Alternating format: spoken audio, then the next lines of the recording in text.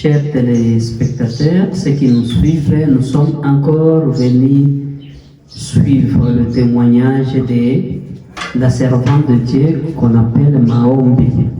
Maman Maombi, c'est une servante de Dieu qui a eu la grâce de voir l'ange. Elle a vu l'ange en live et l'ange l'emporta vers l'enfer. Elle nous a relaté tout ce qui s'était passé à l'enfer. Elle nous a relaté aussi ce que l'ange l'avait montré au paradis. Elle a vu de ses propres yeux Jésus-Christ, mais au paradis. Ok, c'est pourquoi elle continue à nous expliquer. Elle nous explique étape par étape et nous avons le temps de lui poser des questions.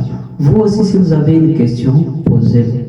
Dans notre compte YouTube, posez la question. Et à tout moment, lorsque vous allez écrire Kilingo Kikambi, témoignage de Maman Maombi, une servante, une femme qui a vu l'ange de Dieu, c'est là que vous allez retrouver ce témoignage. Bientôt, je vais vous partager le numéro de téléphone de Maman Maombi. On va l'afficher sur ce témoignage pour que vous ne puissiez pas manquer de la contacter. Bienvenue Maman Maombi, nous continuons, nous poursuivons avec notre témoignage là où nous nous sommes arrêtés. Merci beaucoup. Asante. Merci beaucoup.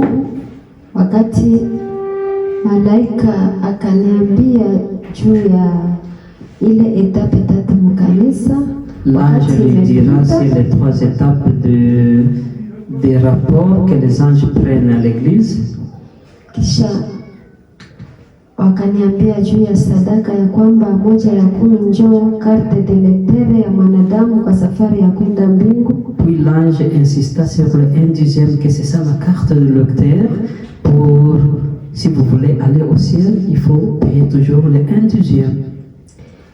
Malaika akaniambia ya kwamba kuko siri za ufalme wa mbingu ni kutubu dhambi na kuacha. L'ange lui dira que le secret du royaume des cieux, d'abord c'est confesser le péché et laisser. Ya pili ni kusaidia mjane na yatima. Le deuxième secret, c'est aider les veuves ainsi que les orphelins. C'est un autre secret d'entrer dans le royaume du ciel. Nasema na wale wenyewe wanasaidiaka wajane na mayatima watapokea duniani na mbinguni, sababu Mungu macho yake inaona sana juu ya mjane na yatima. Watapokea nyumba za mzuri zaidi kushinda wengine wote katika ufalme wa mbingu. Elle dit que ceux qui aident les veuves ainsi que les orphelins, ils auront une très grande récompense au ciel. Ils auront de très belles maisons au ciel que toute autre personne. Et c'est pourquoi je vous signale que même la Maman Maombi qui est en train de nous prêcher, de nous partager son témoignage, et c'est une maman qui est déjà veuve. À présent, elle a perdu son mari dans des circonstances aussi que vous allez comprendre, que vous allez suivre dans ce témoignage ici. C'est pourquoi n'hésitez pas de contacter Maman Maombi et de l'aider au cas où Dieu peut vous bénir de quelque chose. Parce que je sais que Dieu va vous bénir lorsque vous allez suivre tout ce qu'elle a eu à voir, tout ce qu'elle a eu à entendre et tout ce qu'elle nous partage. C'est pourquoi nous vous invitons à ne pas hésiter d'aider cette maman. Vous verrez son numéro et c'est un numéro Vodacom qui est sur un peu ça que nous allons afficher là-bas, et à travers ce numéro-là, vous pouvez transférer de l'argent et cet argent va arriver. Et, ok, on continue avec le témoignage, les 3 secrets pour le royaume de Dieu. Siri ya tatu ni kuheshimu wakubwa wa makanisa. Kama ni mchungaji, kama ni mwongozi wa kikundi fulani, kule kodime, kutokea kumchungaji mpaka kule kodime. Kama ni mkubwa wa waimbaji wa mtii, kama ni mchungaji kanisa limutii, kama ni mkubwa wa kodime, donke bakuwa wa vikundi, na kama ni mkubwa wa mama, ile nayo ni siri kwa ufalme wa mbingu. Juu ile wale watumishi wa Mungu wenyewe wanasimamia vikundi ya Mungu, mbingu zinakuwaka pale, na ndio maana wanasema ya kwamba usiwe na neno na mtu wa Mungu kwa sababu mtetezi wake yuko hai. Ile mikono yake, mikono ambaye Mungu alisema ya kwamba ni wapakaliwa mafuta wa Bwana, wale wote mbingu zinakuwaka tayari juu yao, na kama banakulaani na laana zitakufuata, na kama banakubariki baraka zitakufuata. Njoo akaniambia kama njoo zile siri 3 katika ufalme wa mbingu. Siri ya kwanza ni kutubu dhambi na kuacha na kusaidia mjane na yatima, na siri ya 3 ni kutii viongozi wa neno la Mungu. Ile njoo aliniambiaka. Kisha le troisième secret qu'elle vient de nous dire, c'est qu'il faut respecter strictement les serviteurs de Dieu. Un serviteur de Dieu, c'est quelqu'un qui fait le service de Dieu. Dans l'école, il y a des responsables de l'école de dimanche, qu'on appelle école. Ils doivent être respectés par tout le monde. Il y a dans la chorale les responsables de la chorale. Il y a dans la diaconie les responsables de la diaconie. Il y a dans le conseil paroissial, il y a le responsable du conseil paroissial. Par exemple, il y a le pasteur principal. Il doit être respecté par tous les chrétiens. Il y a le groupe de mamans, et la maman présidente, la responsable de tous les mamans, responsable de tous les papas, responsable des cellules et de tout autre ministère. Donc, ils doivent être respectés. Si vous ne respectez pas ces serviteurs-là, c'est lui, Dieu lui-même qui les avait envoyés pour ce service. Il faut s'occuper de vous. C'est pourquoi tous les chrétiens doivent respecter leurs serviteurs qui sont mis à leur service, sans exception, sans choisir que tel est serviteur à tel niveau. Tout le monde est à son niveau, il est serviteur. C'est ce que la maman vient de nous dire. Njoo akasema ya kwamba oui, malaika kaniambia ya kwamba kila mtu tuheshimu wale waongozi, sababu kama ule kiongozi angali pale, manake ni Mungu njoo anapenda bakie pale. Mumwache, siku zitaongea juu ya maisha yako, na wewe kesho unaweza inuliwa na unakuwa tena muongozi na wewe. Lakini tuache kupigana vita kwa kazi za huduma. Donc ne vous battez pas pour des responsabilités. C'est ce qu'elle vient de dire. Si quelqu'un a une responsabilité quelconque, il ne faut pas vous battre pour que vous puissiez prendre cette responsabilité. Il faut attendre votre moment, parce que si celui-là il est encore là, c'est Dieu qui l'a établi pour qu'il soit responsable de tel ou tel autre ministère. Et vous, il faut attendre votre moment. Parce que Dieu, il n'est pas fou pour établir quelqu'un dans tel ou tel ministère. Et si vous faites tout moyen possible pour que vous puissiez aussi accéder à ce ministère, c'est votre problème. Ne dites pas que vous n'étiez pas avisé. Kisha akaniambia seme zile sadaka zote ziko na thamani mbele ya Mungu, lakini sadaka ya ukingo inakatazwa kwa mwanadamu kutoa sadaka ya ukingo, sababu mwanadamu, Mungu anakinga mwanadamu, anakinga maisha ya mwanadamu, lakini wasikuwa wanatoa sadaka ya ukingo, ila watoe zile zingine sadaka zote zenye zinastahili kutolewa ndani ya kanisa. Du point de vue offrande, elle vient de nous dire ceci: toutes les offrandes sont très importantes et ils ont un intérêt capital pour l'œuvre de Dieu. Mais il faut que les serviteurs de Dieu puissent éviter de prononcer qu'il y a l'offrande de protection. Ce n'est pas l'offrande qui doit protéger les chrétiens, tandis que c'est Dieu lui-même qui protège les chrétiens. Donc la protection est déjà divine, ce n'est pas l'offrande qui va faire à ce que Dieu puisse protéger quelqu'un. Donc il faut supprimer l'histoire là de l'offrande de protection. Na wale wote wenye viko wanasema ile sadaka za ukingo na kutolesha balisha kamata mastrateji kudunia ya kukuwa wanaletaka maenvelope makanisa, sema watoe masadaka za vifulani mkanisa, masurprise makanisa za masadaka. Kumbe wale wote ni wanabii wa uongo, na wote wataingia kumoto ya milele, sababu wako wanaenda kufanya venye Mungu hakubatuma makanisa. Ndio maana kuhusu sadaka, watu bakuwe banafungula macho, basikuwe banaiwa zamu mu makanisa na wale manabii wa uongo kuleta sadaka zenye ziko contraire na sadaka zenye zinatolewa kama kanisa. Ça veut dire quoi? Il y a des offrandes aujourd'hui, les noms des offrandes qui ont été fabriquées par des faux prophètes. Et ces faux prophètes cherchent seulement à s'enrichir à travers les dons des chrétiens. C'est pourquoi les chrétiens, Jésus, l'ange, l'a communiqué que soyez vigilants. Soyez très vigilants du point de vue offrande. Si quelqu'un a fabriqué une offrande que vous n'avez jamais entendue, il faut refuser. Donc, il faut donner les offrandes qui sont écrites. Et nous voudrions savoir quelles sont ces offrandes, maman, pour que les gens soient fixés sur les offrandes. On a parlé d'un dixième.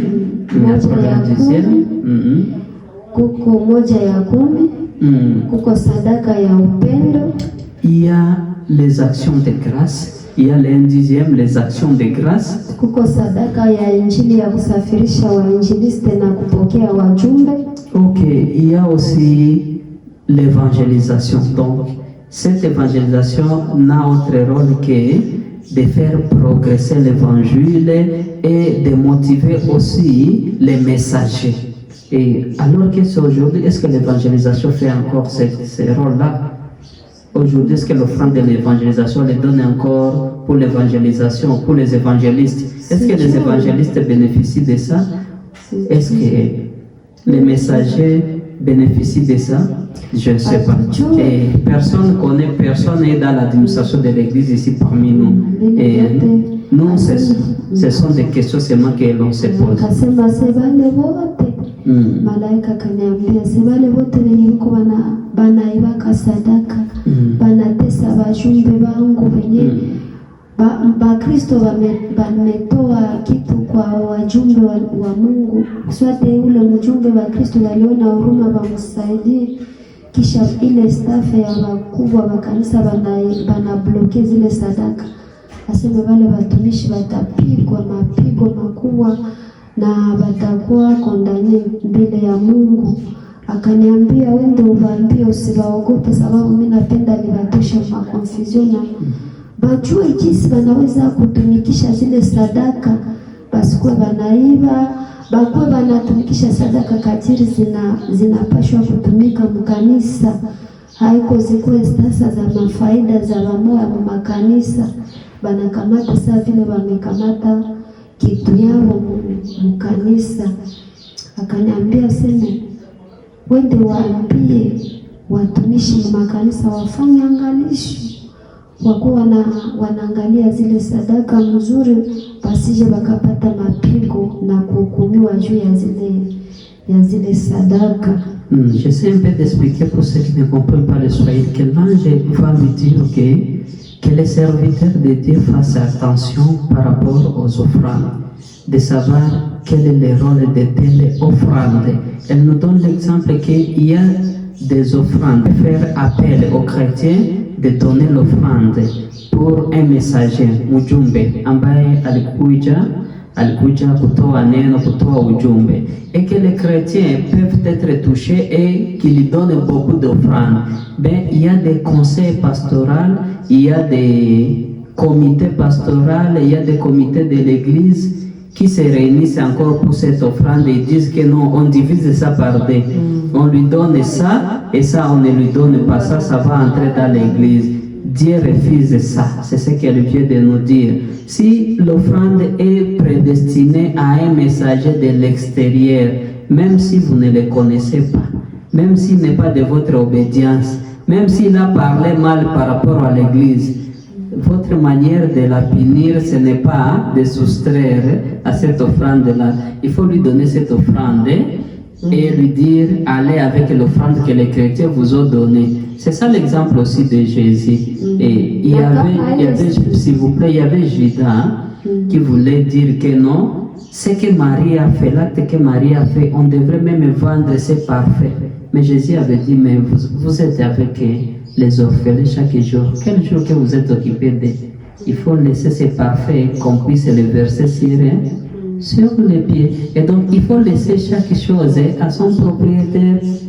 Na aseme na kama ile sadaka swate Bakristo ni badogo mukanisa, ile sadaka ya ule mjumbe haienee kisa naweza kula kwa kumsaidia naye kusudi arudie, wala apate tu kasukari kama ile abakutoa yenye naweza kumsaidia.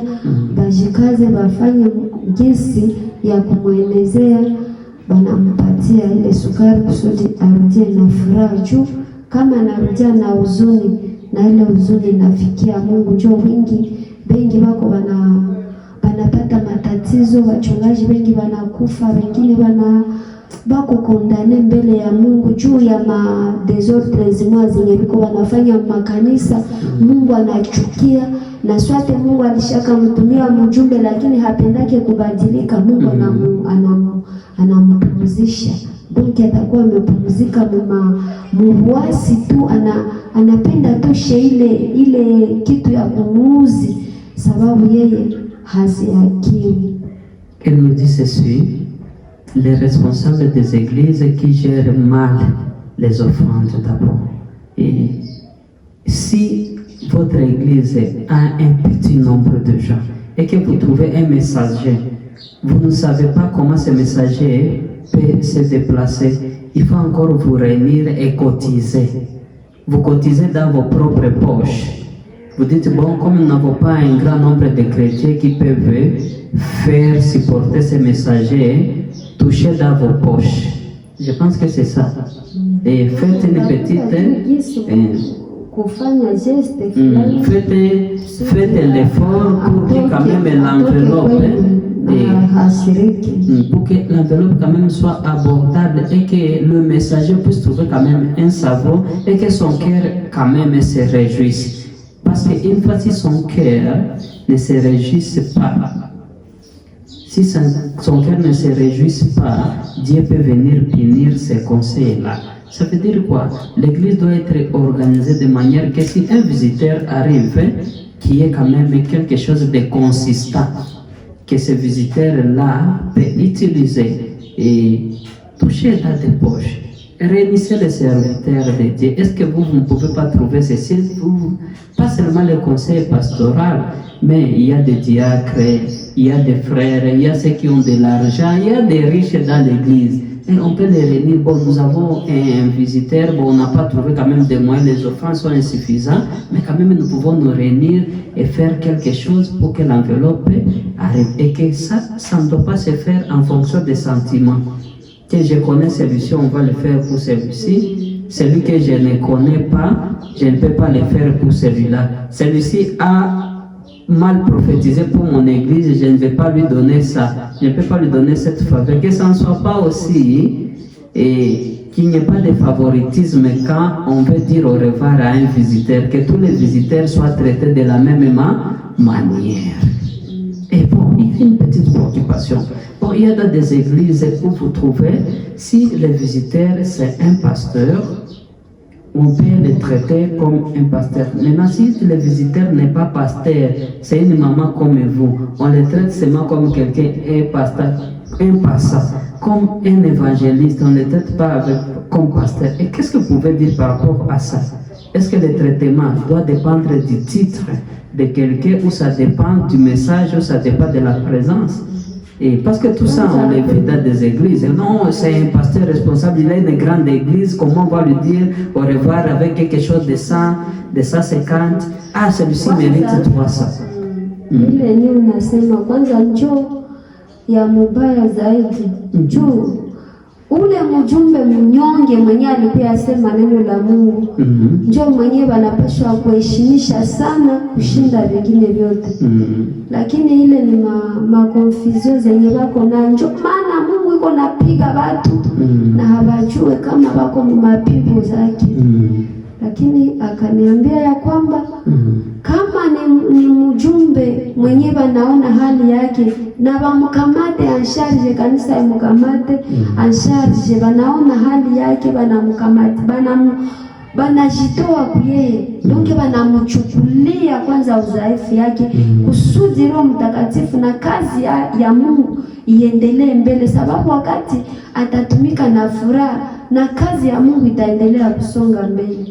Lakini chose grave bale benye biko tu yulu na njoo biko banatiliwa tu yulu makanisa, habajue kama banyonge njoo Mungu iko natumikisha paraporo ya bale benye. Oui, je voudrais expliquer ce que vous venez de nous dire. Elle nous dit ceci, et lorsque nous recevons les messages dans nos églises, nous ne devons pas avoir de favoritisme, parce que la tendance est de voir que l'eau va toujours à la rivière, c'est que l'argent va aux riches. Et donc, on ne doit pas dire que celui-ci, il a une très grande église, c'est un très grand pasteur. D'abord, son église ne peut pas nous comprendre comment on a donné à un très grand pasteur $200. Normalement, on doit contribuer à $1000.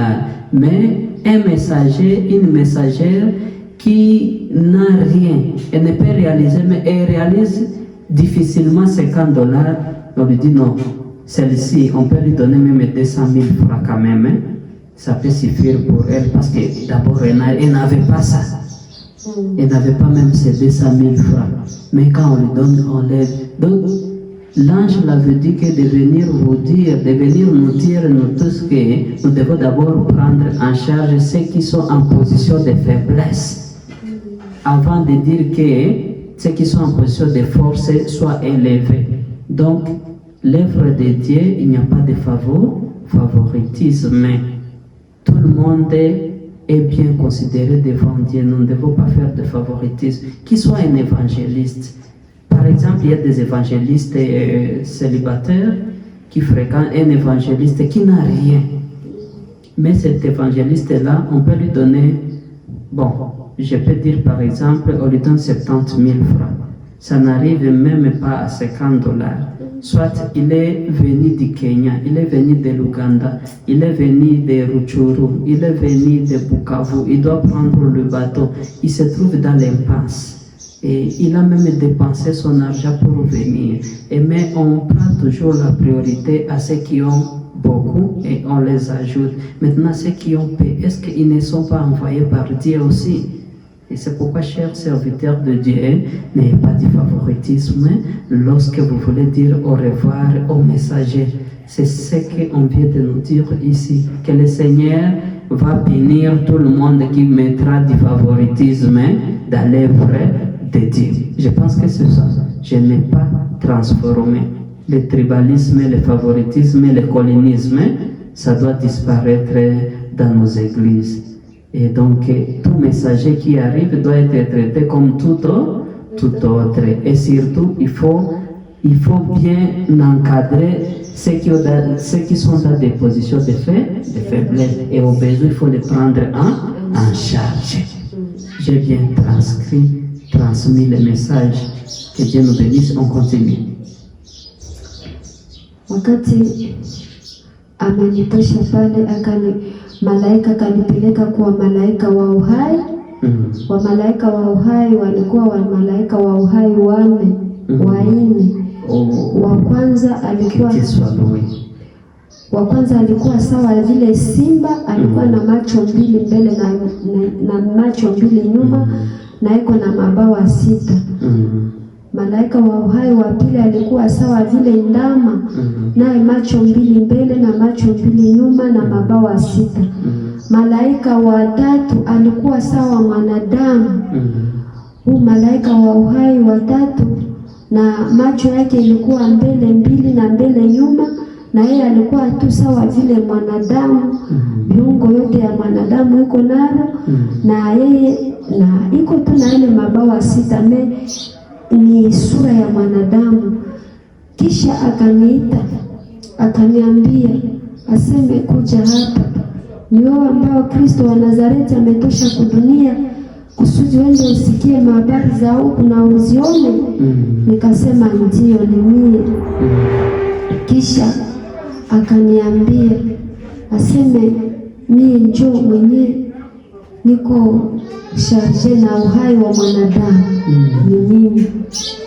Tuko 4. Juu ule malaika wa 4 wa uhai alikuwa saa vile tai. Aigle. Aigle. Macho 2 mbele na 2 nyuma na mabawa 6. Lakini tu huyu wa tatu ndio alikuwa sawa mwanadamu. Na wale wengine walikuwa na masura za nyama na waine alikuwa sawa ndege. Sura ya aigle.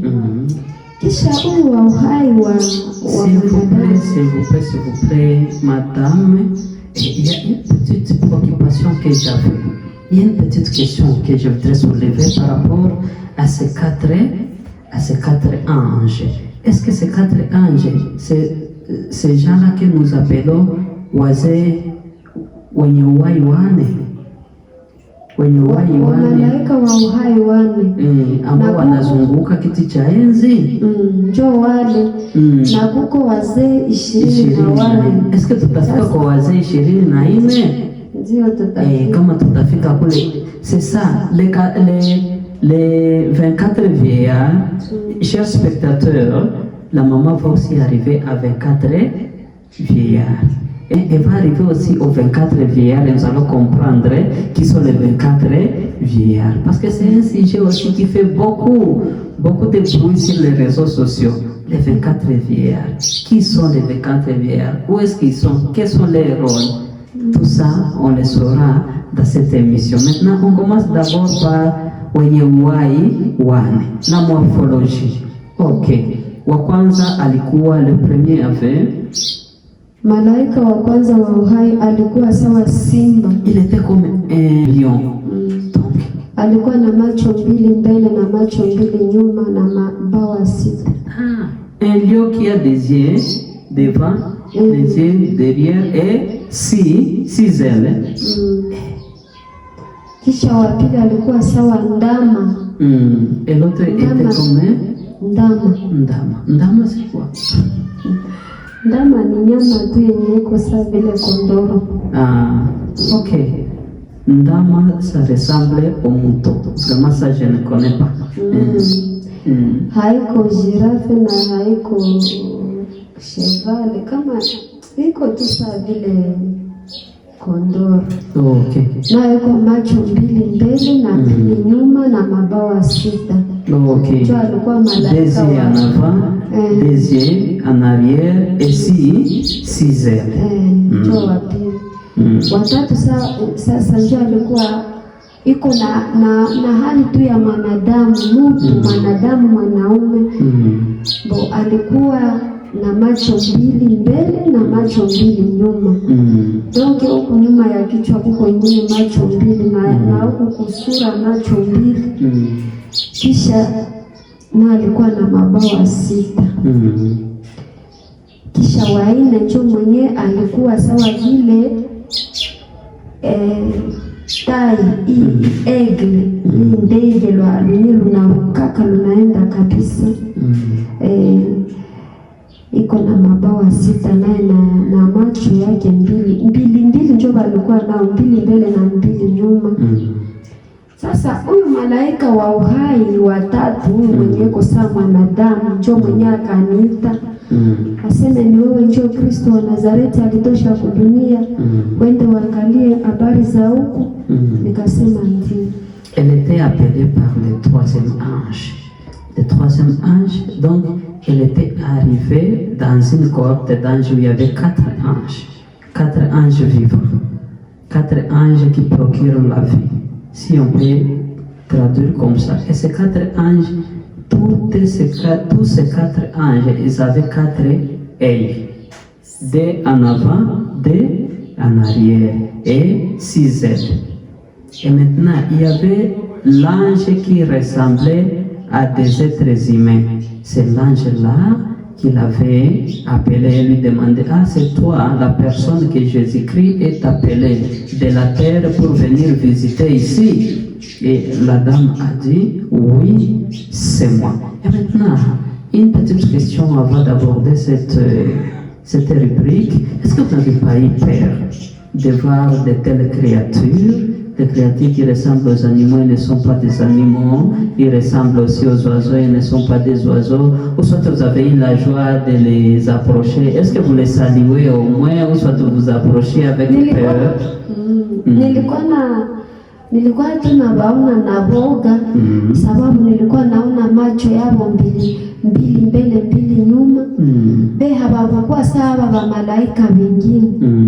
Ndio nikaanza ogopa, wakaniambia sema hapana, usiogope mwanadamu, usiogope, sisi ni viumbe ambavyo tunakuwa huku tunaishi huku, sisi ni viumbe vya Mungu. S'il vous plaît, je voudrais expliquer aux gens que la réponse que les anges avaient dit que n'aie pas peur, fils de l'homme, fille de l'homme, parce que nous sommes aussi des créatures que Dieu avait créées ici au ciel. Et chers téléspectateurs, nous ne voulons pas vous abandonner, mais l'heure c'est l'heure. On va poser la question de savoir la morphologie de ces anges encore, d'entrer en profondeur. Pourquoi Dieu a créé des gens qui ressemblent aux animaux et aux oiseaux? Ça, on va aborder. C'est pourquoi d'abord on se repose parce que l'heure c'est l'heure ici.